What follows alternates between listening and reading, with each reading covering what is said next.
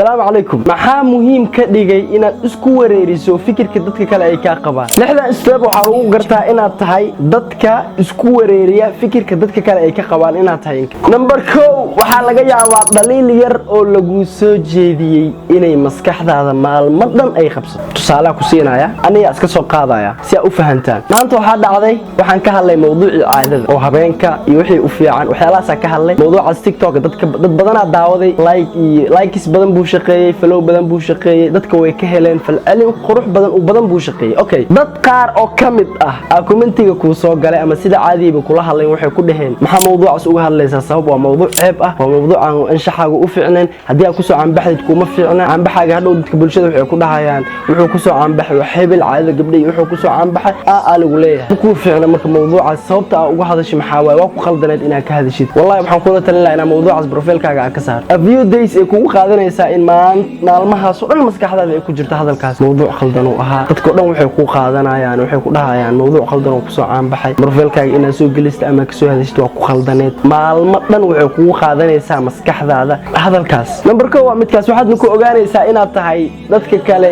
hadalada ku dhigi lahaayeen dadka isku murjiye inaad tahay in kale number 2 waxay ku leedahay waxaad jeceshahay ra'yiga ama approve-ka dadka kale inaad maqasho ilaa aad maqashana tilaabo ma qaadaysid tusaale waxba qorshaysatay waxa dhahday waxaan ku noolahay magaalada Muqdisho waxaan rabaa inaan aado Hargeysa aan ganacsi ka sameeyo xogaa qarashaad ayaan haystaa waxaad sugaysaa oo raadinaysaa approval-ka ama ra'yiga dadka kale ilaa aad ka heshay ra'yiga ay dadka kale ku siinayaan aad ka aruursato meelba ma aadaysid waxaad ku socotaa oo kaliya ku shaqeynaysaa ama tilaabo aad ku qaadaysaa inaad ra'yi dad kale aad maqasho number 2 waa midkaas hadii aad qofkaas tahay dadka aan soo sheegnaa kamid tahay number 3 waa suurtagal codsiyadaada inaad u bedasho talooyin aadan codsanin waxa laga yaabaa adigoo hawl ku jiro hawshaas qof aadan talo weydiinin ayaa laga yaabaa inuu fikir ama talo ka dhiibto muxuu ka dhiibanaa ma taqaana waa hawsha adiga aad wado adiga maxaa sameynaysaa ma taqaana markaas hawshii aawaday oo dhan qofka maadan garanayn talo maadan weydiinin tusaale waa taqaana kisoo qaad laakiin talo iyo fikir maadan weydiinin marka hawshii aad ku jirtay ayuu talo ka bixsaday sida awgeeda taladaas waxa laga yaabaa in hawshaada oo dhan ay joojiso talo lagu siiyay ama fikir aadan qof weydiinin oo fikir ku siiyay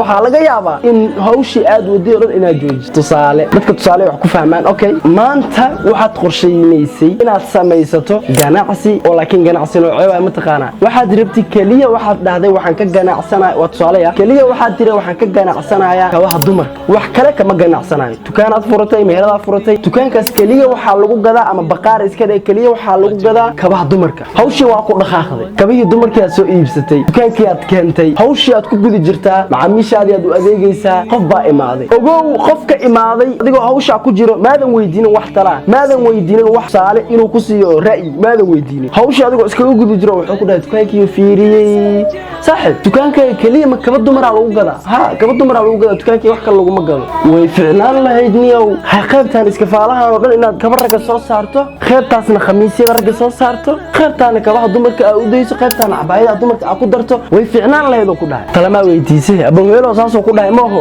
waxa laga rabay inaad fikirkaaga iskaga sii socoto si aad horumar uga gaarto taladii aadan weydiinin hawshii dhana u joojisay taladu ku soo jeediyay aadan weydiinin hawshii dhana u joojisay kabihii dumarka dukaanka oo dhan ku wada xardhanaa waxa u bedeshay fikirkaasi ku soo jeediyay waxa ka tiri halkaan kaba rag halkaas khamiisyada ragga kabaha dumarka agtooda waxa soo dhigtay cabaayado alultima waxa gaartay dukaankaaga inuu fadhiisto yaa keenay sababtaas adiga isku keenay sababtoo adigoo hawl ku jira qof aadan talaba weydiisanin markuu talo ku siiyo waxa laga rabaa inaad iska dhaadniida xitaa hadaadan afka ka dhigi karin oo dhigi karin tusaale anima ku weydiista hadaadan dhigi karin xitaa adigoo qadarina ama xishmeena waxa laga rabaa inaad dhahdo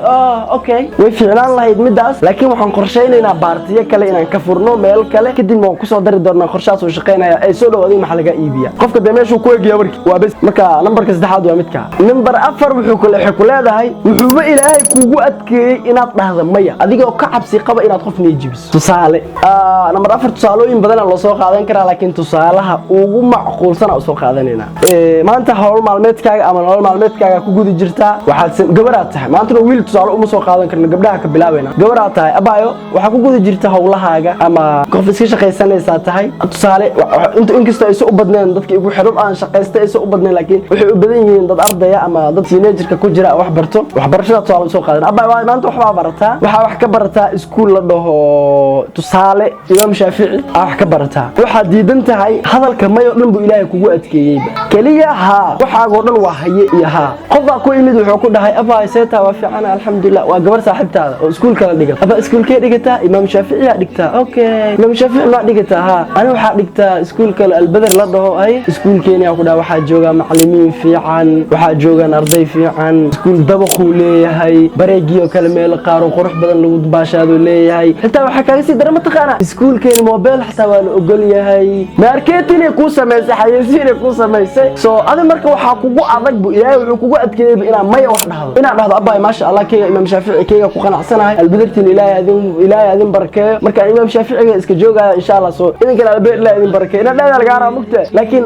waxa lagu dhahay hooyada hadii waxa dhaad marka diiday hooyada yaha mi diidayso hooyada iskuulkaas iga soo bixi imaam albadar igay ma dhaadi saas miyaha hay mayada dhan way kugu adag tahay haya dhaadi waa maanta waa ka tagtay iskuulkii aad tagtay wixii lagu sheegay dhamaadan arkinba hooyana maanta ma dhihi karti keegi iyo celi marka tusaale midkaas aan u soo qaadanayna waxa kugu adagba inaa maya dhahdo hadii qof ra'yi kula imaado ra'yi waa la isku imaadaan lama diidana laakiin waxa fiican qofka inaa ra'yiga adiga u dirsatay waxa ugu galna number 5 waxay ku leedahay mararka qaar waxa dareentaa inaadan go'aan ka gaari karin waxyaalaha adiga ku wanaagsan macnaha waxay kula muuqataa waxyaalaha adiga ku wanaagsan inaadan go'aan ka gaari karin maxaa keeno go'aankeeda yaa ku gaar ma taqaana dadka kale adiga kugu xandaawan ama kugu wareegsan ama noloshaada khuseeyo ama saaxiib walaal famil xitaa iska dhaabo dadkaas noloshaada go'aankeeda ku gaar inkastoo aaba nolosha go'aankeeda dumarka noloshaada go'aankeeda u gaar aaba ay qaldaneen aaba ubadkiisa lama jeclaado wadada qaldan sida awgeed hadii aad heshid aaba ku dooro waxaad